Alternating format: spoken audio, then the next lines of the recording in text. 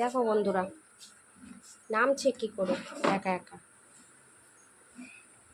এখান দিয়ে একা একা নামবে, দরজা খোলা পেলেই হয়েছে। দিদি একটু বাইরে গেছে, দরজা খুলে রেখে আরও নামছে। ওইদিকে বর ঠাম্মা ডাকছে, চান করছে তাই ডাকছে, আমিও ওকে চান করাবো। যাক একটু মাটিতে, মাটির রস না পেলেও হয় না, বাচ্চা কাচ্চা চান করিয়ে দেবো। দেখো দেখো নামছে কি করে, হেঁটে যাবে না এখান দিয়ে, জানে পড়ে যাবে। ওদের যা বুদ্ধি আমাদেরও সেই বুদ্ধি নেই, জানে পড়ে যাবে। দেখো যাচ্ছে কেমন করে, এখান দিয়ে হাঁটবেই না, এখান দিয়ে এইভাবে হামাগুড়ি দিতে দিতে নামবে। জায়গাটাও এবড়ো খেবড়ো, ভালো না।